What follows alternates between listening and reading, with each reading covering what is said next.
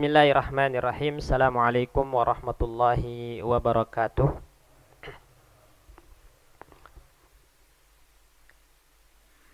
Alhamdulillah.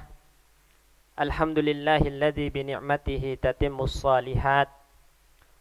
Wassalatu wassalamu ala sayyidina Muhammadin wa ala alihi wa ashabihi wa man tabi'ahum bi ihsanin ila yaumiddin wa ba'du. Allahumma inna nas'aluka ilman nafi'an wa rizqan tayyiban wa amalan mutaqabbala.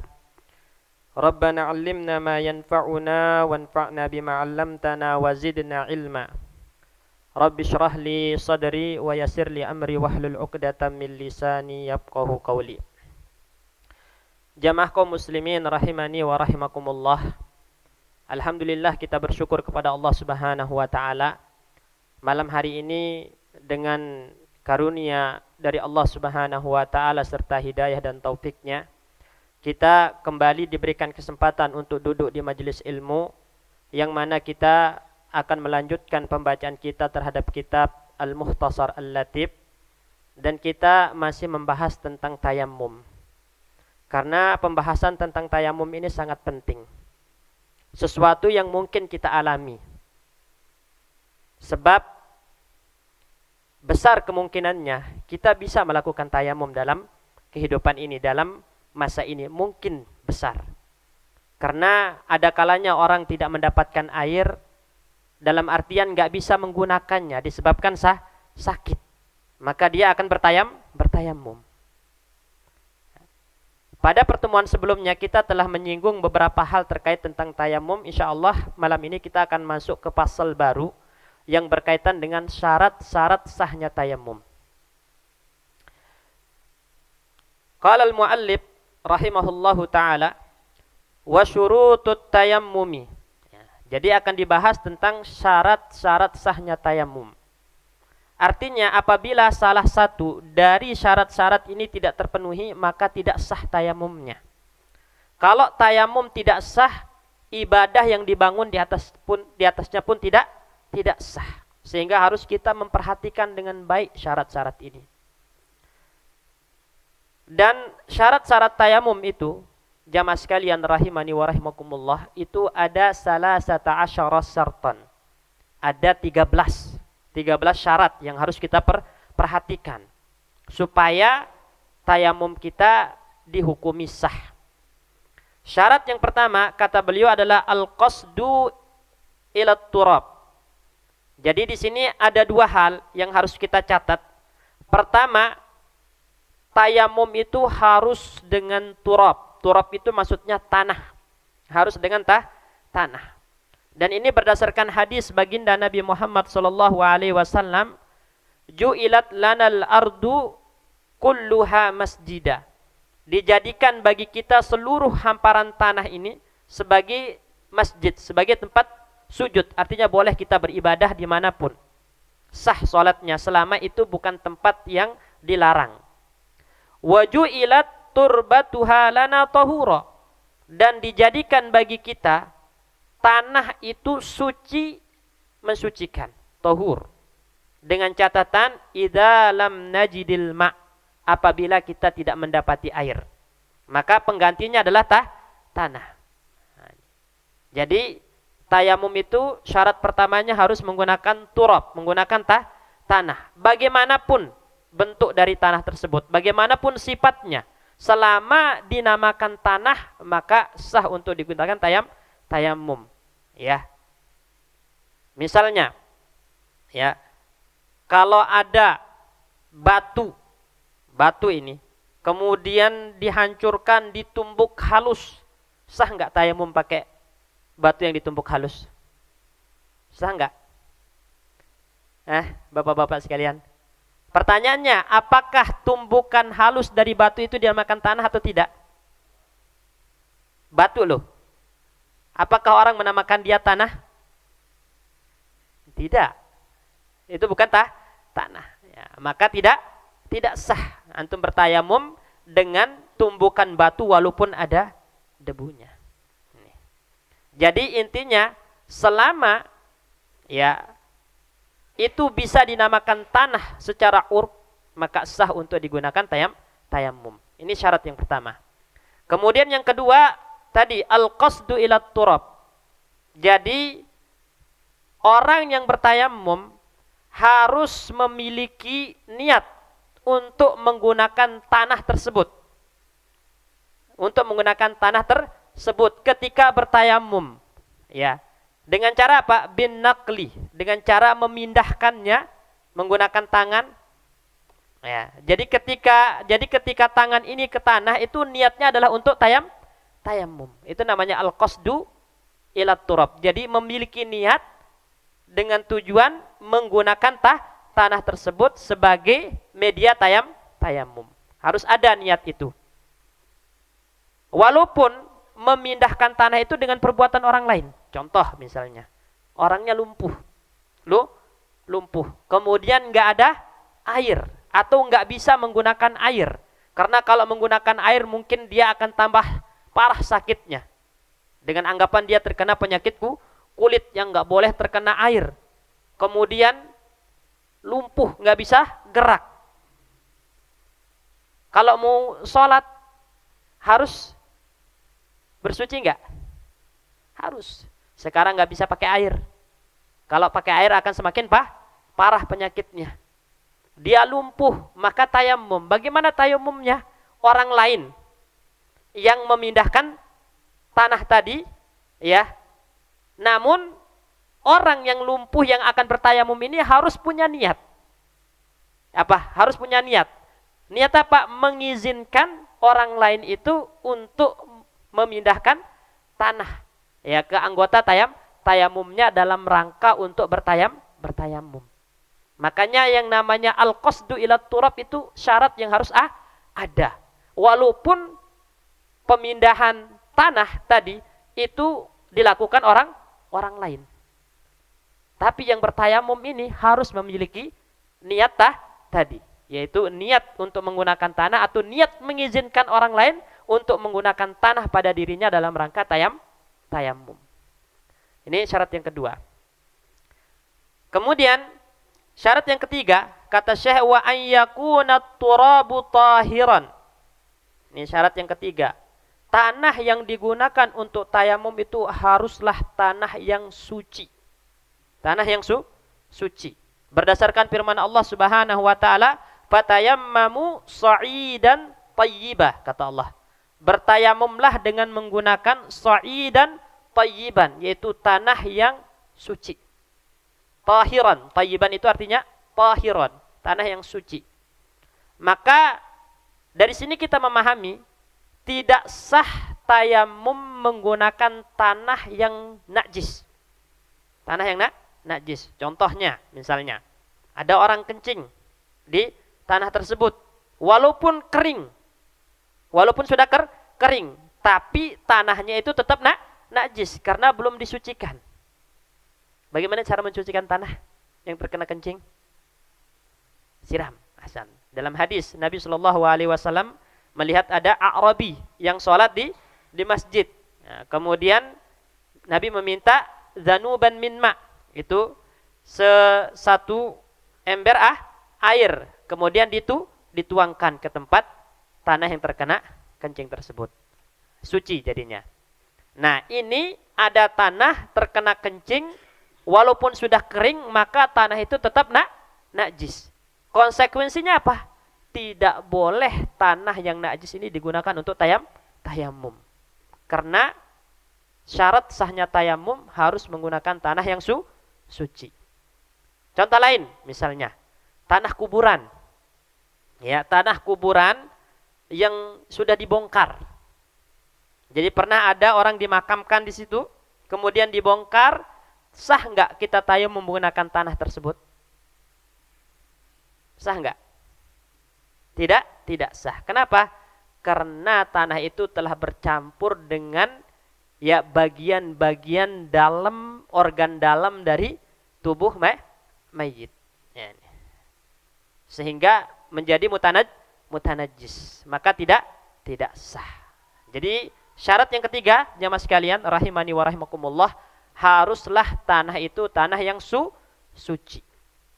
Kemudian tanah suci ini juga harus, ini syarat yang keempat, harus tahuran, mensucikan.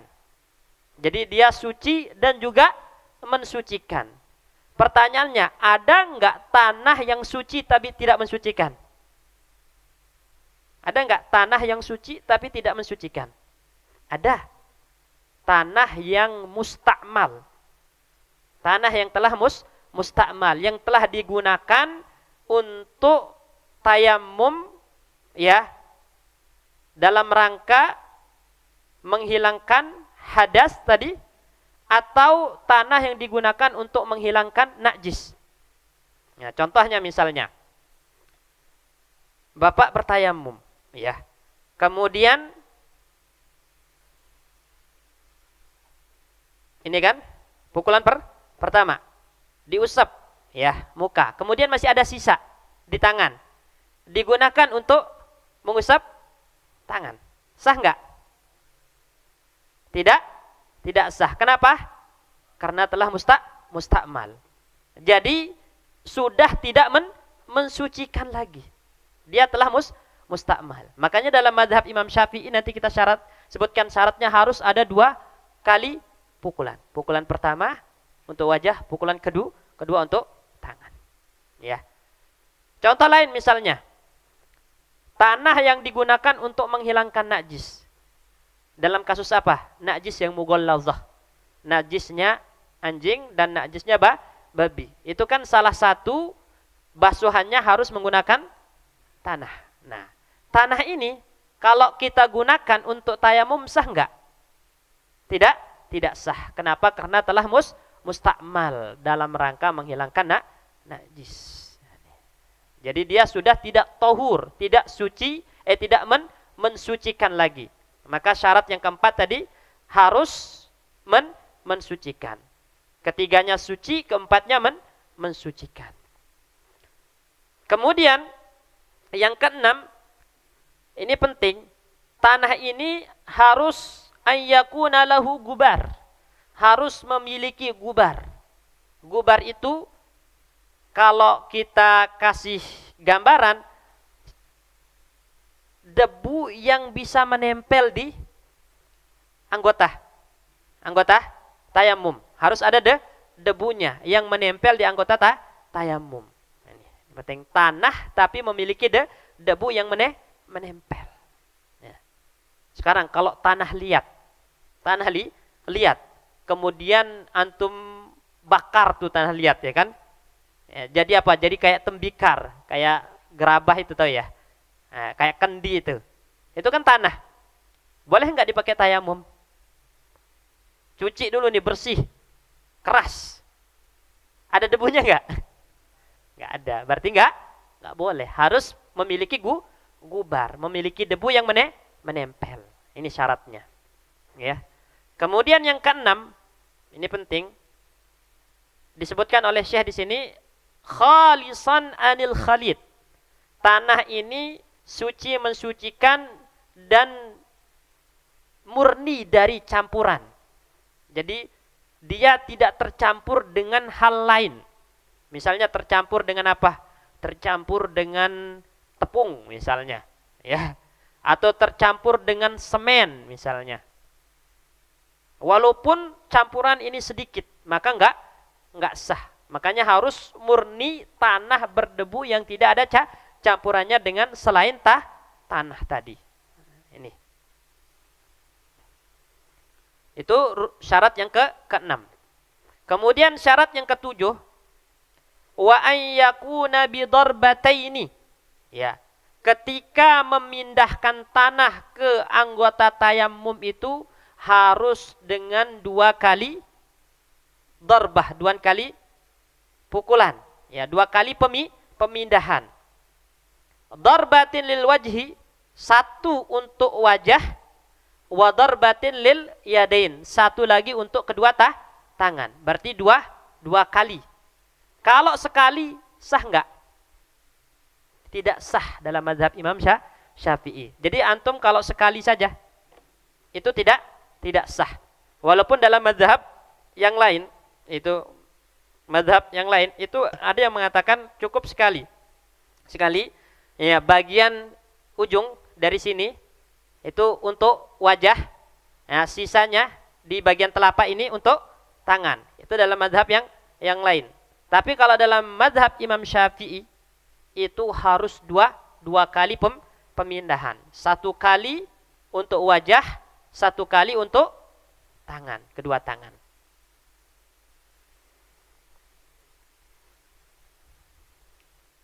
Kemudian boleh enggak lebih dari 2 kali?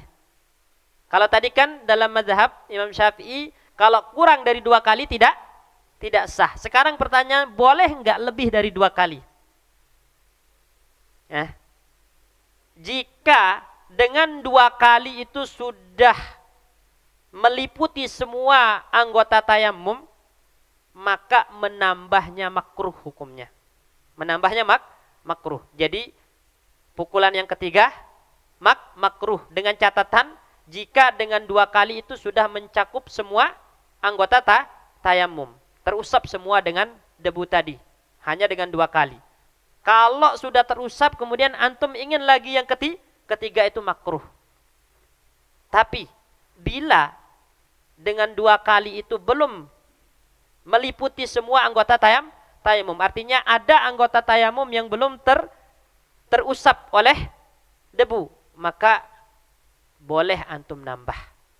Yang ketiga, tidak makruh karena ada hajah di situ. Baik. Kemudian syarat yang ke-8, ini penting. Supaya kita tidak bermudah-mudahan dalam tayamum ini.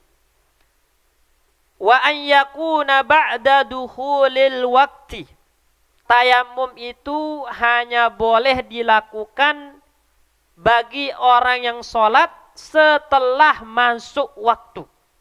Setelah masuk waktu. Ini.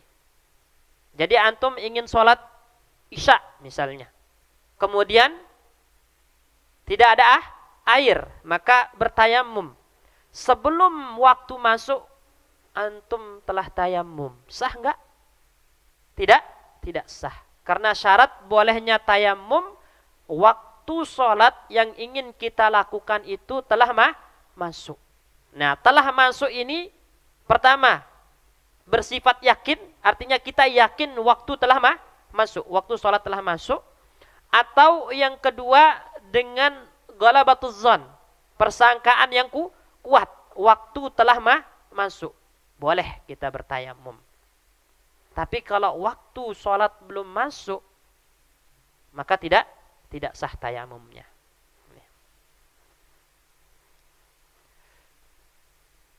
Contoh misalnya, antum musafir. Orang musafir boleh jamak sholat? Boleh kan? Boleh. Misalnya ingin jamak antara zuhur dengan asar. Tapi nggak ada air. Maka apa yang Bapak lakukan? Tayamum. Nah, waktu zuhur telah masuk. Antum bertayamum. Kemudian sholat zuhur. Dan selanjutnya ingin sholat asar. Apakah cukup dengan tayamum tadi atau harus tayamum lagi? Tayamum lagi. Tayamum lagi. Tapi pertanyaannya, kan waktu asar belum masuk. Waktu asar belum masuk. Tadi syaratnya masuk waktu sholat. Maka di sini kalau itu sholat yang dijamak, bila itu jamak takdim, maka waktunya adalah sama dengan waktu zuhur. Ya. Kalau itu jamak takhir, maka sama waktunya dengan sholat asar tadi. Tapi nanti ada rukun yang ke-9 yang harus kita lakukan. Bukan rukun. Syarat yang ke-9 yang harus kita lakukan. Apa itu? Ayyujaddidat tayammuma likulli fardin. Dia memperbaharui tayamumnya untuk setiap sholat fardu. Ya, sholat fardu. Dari sini kita memahami kalau mujama antara zuhur dengan asar, berapa kali tayamum tadi? 2. Ya, sholat zuhur tayamum sendiri, sholat asar tayamum sendiri. Kalau misalnya lupa nih, lupa sholat. Sampai 5 waktu lupa sholatnya. Misal ya, sholat lupa 5 waktu. Gitu kan. Karena terlalu sibuk mungkin dengan pekerjaan atau apa. Lupa dia sholat 5 waktu. Enggak ada air. Harus tayamum. Berapa kali tayamumnya? 5 kali. Nah, kalau dari 5 waktu ini, misalnya ada 2 sholat yang kelewat. Misalnya. Jadi dalam sehari kan kita sholat 5 waktu. Dia ada 2 waktu yang kelewat. Cuman dia nggak ingat sholat apa yang kelewat ini. Sholat apa yang kelewat ini? Apakah itu sholat zuhur ataukah sholat maghrib gitu kan? Bagaimana caranya? Dia kan nggak tahu. Dia tidak bisa memastikan ini sholat apa yang kelewat. Karena lupa. Gimana caranya Bapak-Bapak sekalian sholatnya? Kan harus dilakukan itu. Ya, karena belum gugur kewajiban sampai dia menunaikannya. Sekarang dia lupa sholat apa yang kelewat. Pokoknya ada 2 dan nggak ada air. Bagaimana caranya? Sholat 5 kali. Sholat 5 kali.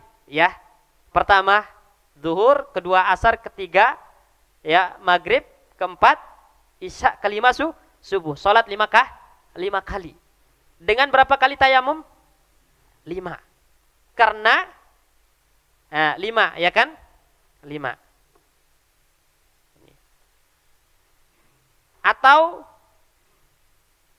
Atau cukup dengan 2 kali tayamum. Karena ada 2 sholat. Cukup dengan 2 kali tayamum. Ya enggak? Ya, tayamum pertama dia sholat 5 waktu. Tayamum kedua dia sholat 4 waktu. Jadi 9 kali sholat. Artinya pasti ada 2 sholat yang sah dengan 2 tayamum tadi. Ya enggak? Ya kan? Jadi kan 2 kali tayamum. Kalau tadi dengan 5 kali tayamum, 5 kali sholat. Ya, berarti lebih mudah mana? 5 kali tayamum, 5 kali sholat, atau 9 kali sholat dengan 2 kali tayamum. Tayamum pertama 5 kali, maka pasti ada yang sah. Yang ketinggalan ini kan ada dengan tayamum yang ini. Kemudian tayamum lagi sholat 4 kali. Karena tadi udah sah satunya. Ya, maka pasti ada yang sah di 4 ini dengan tayamum yang kedua. Boleh seperti itu. Mana yang lebih ringan? Itu yang antum lakukan. Antum maunya 2 kali tayamum berarti 9 kali sholat. Kalau antum ingin 5 kali tayamum berarti 5 kali sholat. Nah, ini mungkin nggak kasus ini terjadi? Mungkin. Rasulullah pernah kelewat sholat ya ketika menggali farid pada saat perang Khandaq. Ya, mungkin. Atau dia pingsan gitu kan? Terus pingsan dalam waktu 24 jam. Itu berapa sholat ketinggalan? Bangun-bangun gak ada air. Harus tayamum. Berarti setiap kali mau sholat, maka dia harus tayamum. Maksudnya ini adalah sholat fardu. Jadi syarat yang ke-9, ini penting. Ayyujaddidat tayammuma likulli fardin. Dia harus mengulang tayamum, memperbaharui tayamumnya untuk setiap amalan fardu. Nah, amalan fardu ini seperti sholat tadi, sholat 5 waktu. Atau misalnya tawaf. Ya, tawaf ketika ingin umrah itu kan tawafnya rukun, wajib. Harus dalam keadaan suci, enggak ada air. Berarti dia tayamum. Ini. Tidak boleh kita mengumpulkan 2 yang fardu dengan 1 tayamum. Enggak boleh. Setiap fardu itu memiliki tayamumnya sendiri. Ini. Baik. Bagaimana kalau itu ibadah yang fardu kifayah? Tadi kan fardu ain itu kan harus tayamum. Sekarang yang fardu kifayah, misalnya, Pak. Misalnya, kita sholat zuhur, nggak ada air, tayamum kan? Setelah tayamum ada sholat jenazah. Sholat jenazah hukumnya apa? fardu kifayah. Nah, apakah antum tayamum lagi atau cukup dengan tayamum tadi? Tayamumnya salat zuhur.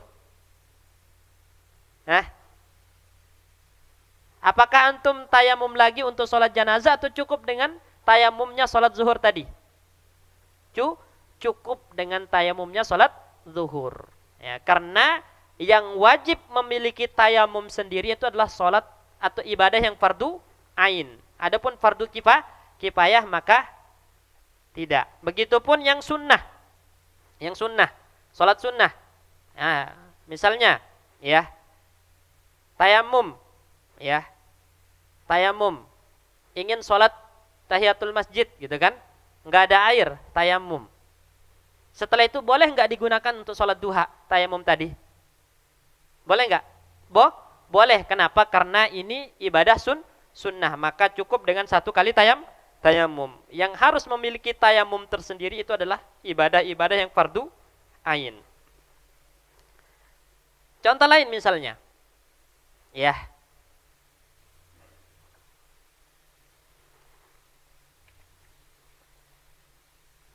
Kita misalnya Bapak sekalian bernazar untuk sholat.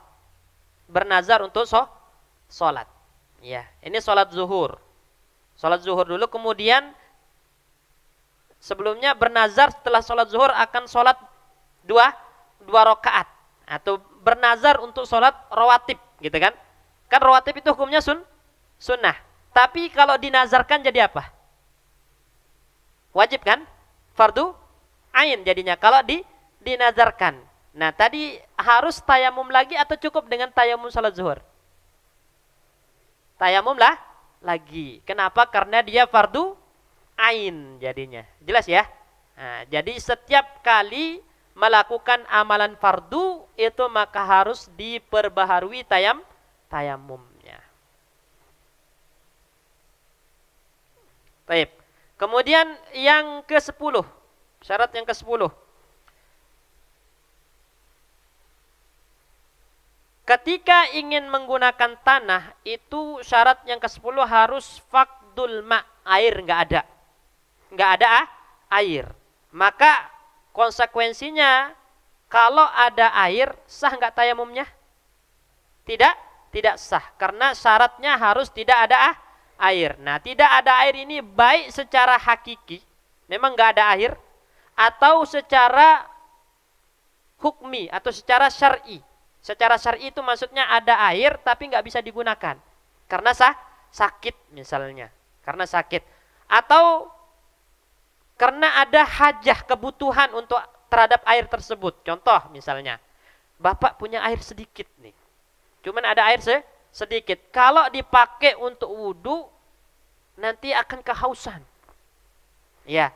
Atau kalau bukan Bapak yang kehausan, hewan yang muhtaram, hewan yang memiliki kehormatan. Apa contohnya? Hewan ternak. Itu kalau enggak dikasih minum mati nih hewan ternak. Mana yang kita kedepankan? Pakai air untuk berwudu atau kasih minum hewan ternak? Kasih minum hewan ternak. Berarti kita masuk dalam kategori tidak mendapatkan air secara syar'i. Nah, jadi ini syarat yang ke-10, harus tidak ada air baru boleh bertayamum. Kemudian syarat yang ke-11, ketika tidak ada air ini, sebelum bertayamum harus ayyufattisha anil ma', harus mencari air terlebih dahulu. Jadi enggak boleh langsung tayamum. Wah, enggak ada air ini, kemudian langsung tayamum, enggak boleh. Enggak ada air, cari dulu. Cari dulu. Di mana kita cari? Ya. Jadi lihat, kata Syekh ayyufattisha anil ma'.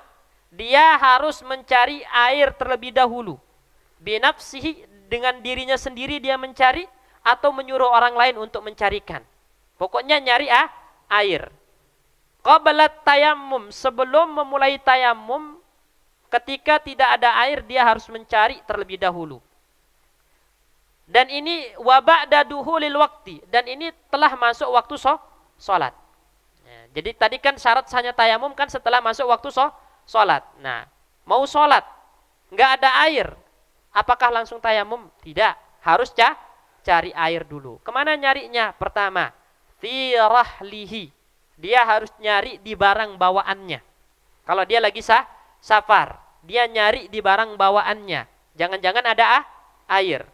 Kalau enggak menemukan air di barang bawaannya, wa fi rubqatihi, ya, teman safarnya. Dia nyari di teman safarnya. Dia enggak harus nyari ke satu-satu. Misalnya teman safarnya satu bis, enggak harus nanya ke satu bis. Cukup dia mengatakan, siapa di antara antum yang punya air? Saya ingin wudu, sholat. Cukup seperti itu. Siapa di antara antum yang bawa air? Ya. Nah, kalau ada yang membawa air tapi tidak mau ngasih, harus beli, maka harus beli. Ya, harus beli. Tidak boleh, wah, dijual. Enggak jadi dah saya tayamum, enggak boleh. Nah, dia harus beli air tersebut untuk berwudu karena masih dalam kategori ada air, mampu untuk menggunakan air. Ini. Kalau enggak ada di teman safarnya, rombongannya enggak ada yang bawa air, maka wahawalaihi, dia nyari air di sekitarnya. Sekitarnya maksudnya bagaimana? Arah yang 4. Arah yang 4, depan, belakang, kiri, kanan. Dia nyari ke arah yang 4. Ya, dengan catatan itu jaraknya dekat. Jaraknya dekat itu 1,5 mil. Dia harus nyari dalam jarak 1,5 mil. Itu dimasuk dalam kategori jarak dekat. 1,5 mil itu, kalau 1 mil itu kan sekitar 1 kilo 680 meter gitu. Ya, 1 kilo setengah gitu kan. Berarti kalau 1,5 mil berarti sekitar 2 kilo setengah. Dia nyari 2 kilo setengah muter. Kalau enggak ada, berarti jarak dari itulah jauh, namanya enggak perlulah lagi. Ya, langsung tayamum.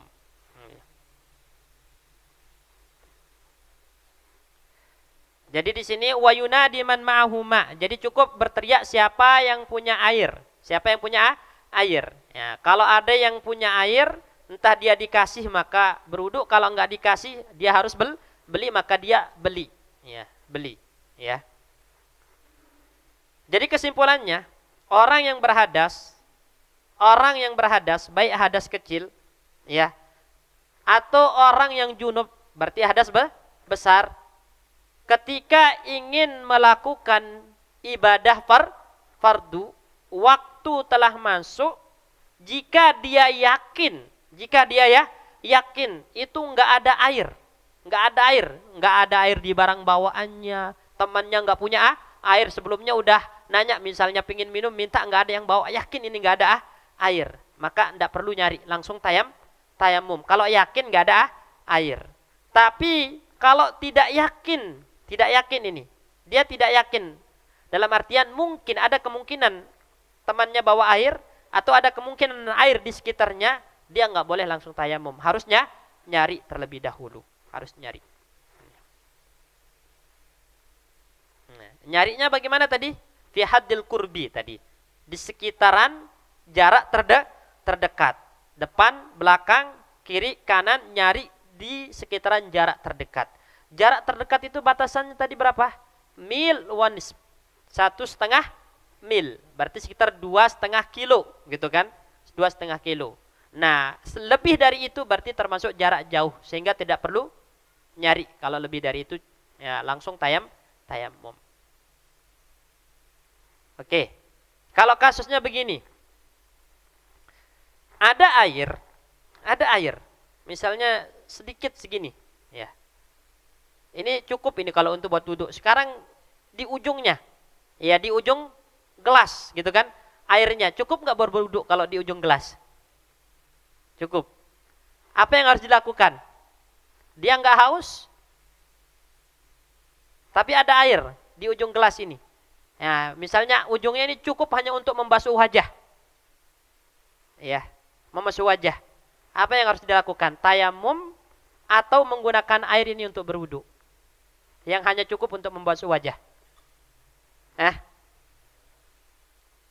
Di sini Syekh mengatakan tanbih, walau wajadal muhdisu ma'an la yakfihi lituhrih.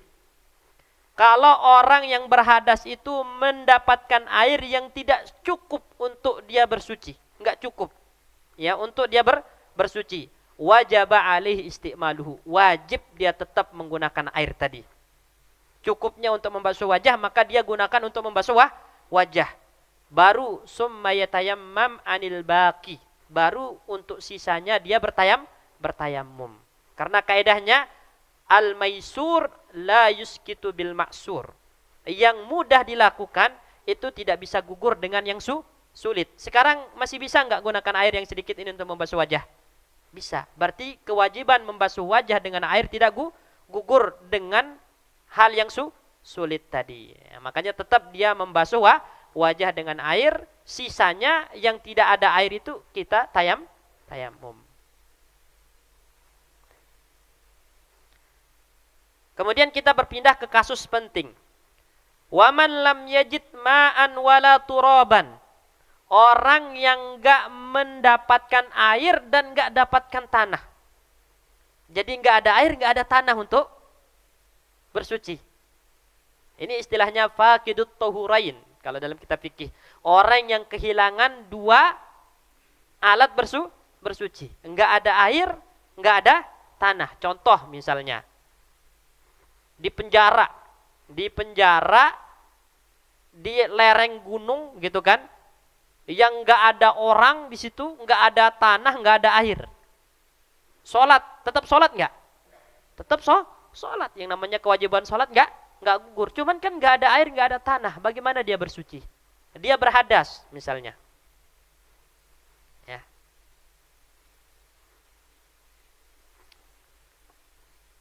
Atau kasus, saya ingat kasus tahun 2020 awal-awal Covid dulu kan. Itu kan sempat ya dokter-dokter yang bertugas merawat pasien Covid itu enggak boleh membuka APD. Ya. Itu sampai 18 jam. Bahkan mereka enggak boleh kencing gitu.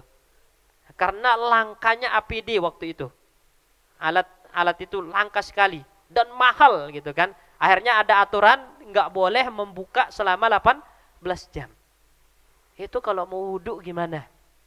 Enggak bisa pakai air, enggak bisa pakai tanah, ya kan? Itu namanya faqidut tahurain. Orang yang kehilangan ya kemampuan untuk menggunakan air dan tanah untuk media bersuci. Ya. Apa yang harus dilakukan kalau waktu masuk? Shallal fardha wahdaha. Jadi dia tetap sholat fardu, tetap sholat wajib, ya. Sholatnya untuk apa? Lihurmatil waktu, lihurmatil waktu, untuk menghormati waktu sholat.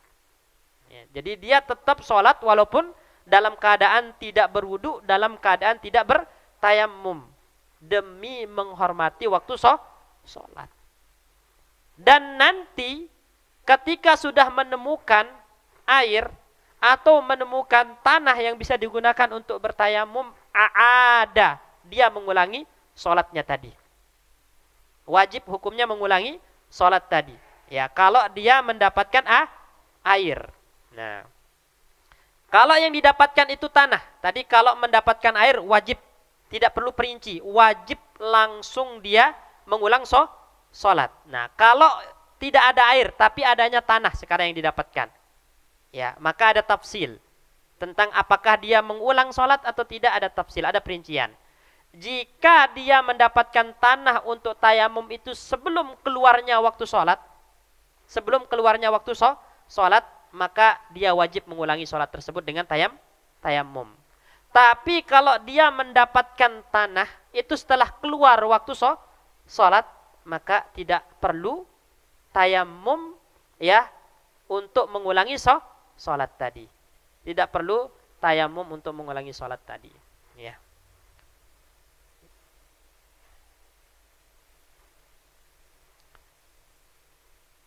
Baik. Belum bisa ya? Ya, belum. Baik. Kemudian Saya mengatakan wa yajuzut tayammumu lil bardi idza faqada ma yusakhinu bihil ma. Boleh hukumnya bertayamum karena dingin. Dingin yang sangat. Jadi kalau menggunakan air, ini dia akan kedinginan. Ya, ada kan tempat-tempat yang kalau menggunakan air itu luar biasa dinginnya, enggak kuat untuk terkena air. Maka boleh dia bertayamum.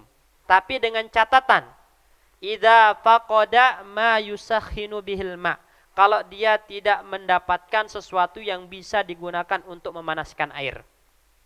Ya, jadi enggak ada sesuatu yang bisa digunakan untuk memanaskan air, dan air itu kalau digunakan akan sangat dingin, maka boleh dia tayamum. Ya. Atau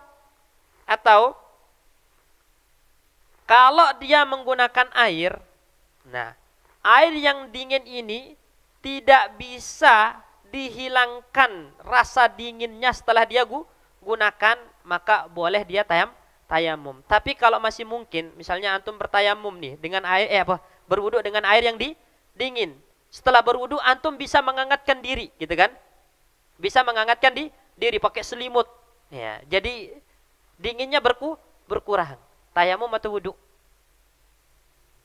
Tayamum apa wudu? Wudu. Ya. Nah, dan fadilahnya luar biasa, ya. Ya, isbagul wudu indal makarih. Itu menyempurnakan wudu ketika kita tidak suka karena dingin cuacanya, itu pahalanya sangat besar.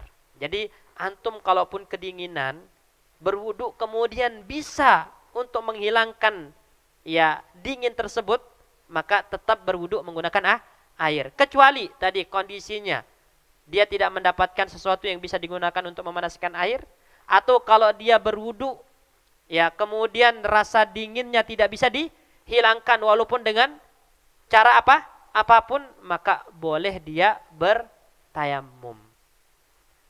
Bertayamum untuk apa? Untuk sholat. Nah, sholat yang menggunakan tayamum karena dingin ini diulang atau tidak? Nanti kalau sudah tidak dingin lagi, nah, diulang apa tidak? Coba kita baca. Wa yaqdi al-mutayammimu lil bardi. Orang yang bertayamum karena dingin tadi, ketika menggunakan air harus mengkodok sholatnya. Nah, jadi sholat menggunakan tayamum karena dingin itu hitungannya lihurmatil waktu tadi, untuk menghormati waktu. Nanti kalau dia nemukan pemanas air gitu kan, dia panaskan air, berwudu untuk mengkodok sholat yang tadi yang menggunakan tayamum. Alasannya apa? Karena ini kondisi yang langka, kondisi yang jarang, dan kondisi yang jarang itu tidak mendatangkan keringanan. Ya, sehingga wajib tetap mengkodok. Nah, ini wajib tetap mengkodok. Karena ini kondisi yang jarang. Kondisi yang jarang itu tidak mendatangkan keringanan, sehingga wajib mengkodok. Ya. Kemudian juga kalau ada orang safar, Bapak-bapak sekalian, safar tapi safarnya maksiat. Safarnya maksiat, kan safar itu ada dua, ada safar taat, ada safar maksiat, ada tiga, ada safar mubah. Ada safar mubah. Safar taat itu contohnya pengen pergi nuntut ilmu, ya.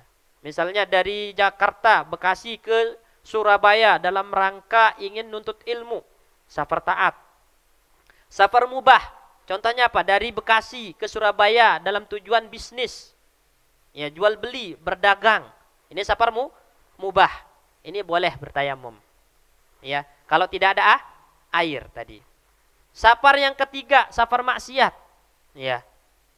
Safar dari Bekasi ke Surabaya dengan tujuan untuk bermaksiat, misalnya tujuannya untuk ya jual beli khamar, ya kan? Atau untuk minum khamar dan semacamnya. Pokoknya dengan tujuan maksiat. Orang bermaksiat tetap wajib sholat enggak? Tetap gitu kan. Mau dia bermaksiat, yang namanya waktu sholat masuk tetap sholat, wajib sholat. Misalnya nggak ada air. Nggak ada air. Apa yang dia lakukan? Orang yang safar maksiat ini. Tayamum, sholat. Apakah tidak perlu mengulang atau wajib mengulang? Wajib mengulang sholat. Ya, wajib mengulang sholat nanti kalau dia menemukan air. Itu makna dari wayaqdi al-mutayammimu al-asi bisafarihi. Orang yang tayamum dengan sebab safar maksiat ketika tidak ada air, maka wajib dia mengkodok sholatnya nanti ketika menemukan air. Karena sholat yang tadi itu adalah sholat yang dia lakukan ya dalam kondisi tidak diberikan rukhsah. Karena orang-orang yang safar maksiat itu enggak punya keringanan, Pak. Tidak berhak untuk mendapatkan keringanan. Orang safar taat, safar mubah, boleh enggak tidak puasa? Kalau dalam kondisinya safar. Boleh kan? Tapi kalau safarnya maksiat, dia enggak boleh. Harus tetap puasa. Karena orang bermaksiat tidak berhak mendapatkan keringanan. Baik, insyaallah nanti kita lanjutkan ke selesai berarti alhamdulillah. Ya. Kita ada 2 syarat lagi sebenarnya ini. Kita selesaikan ya. Ya, syarat yang ke-12 itu syarat yang ke-11 tadi. Syarat yang ke-12 itu dia harus menghilangkan najis sebelum bertayamum. Dia harus menghilangkan najis yang ada sebelum bertayamum. Jadi jika memungkinkan untuk menghilangkan najis tersebut, maka wajib dia hilangkan sebelum tayamum. Artinya kalau dia bertayamum dalam keadaan masih ada najis di badannya atau di anggota tayamumnya, maka di sini ada yang mengatakan lam yasih at-tayammum, tidak sah tayamumnya. Baik. Alhamdulillah selesai kita pembahasannya tentang syarat-syarat tayamum. Insyaallah pada pertemuan selanjutnya kita akan masuk ke pasal yang terkait dengan haid. Haid ini ilmu berharga, haid ini. Baik buat bapak karena punya istri, punya anak perempuan. Ya. Sangat penting. Disebabkan ada kondisi-kondisi yang sering terlewatkan oleh ibu-ibu. Misalnya, dia sucinya itu pas waktu asar. Pas waktu asar, suci. Mandi. Wajib enggak sholat asar? Wajib kan? Kalau sholat zuhur wajib enggak? Wajib. Nah, ini yang terlewat, wajib. Kenapa? Karena sholat zuhur dan asar bisa disatukan waktunya dengan jamak. Itu banyak yang terlewat yang seperti ini. Ya, nanti kita bahas insyaallah. Baik, syukran jazakumullah khairan. Kita tutup dengan doa kafaratul majlis. Subhanakallahumma bihamdika. Assalamualaikum warahmatullahi wabarakatuh.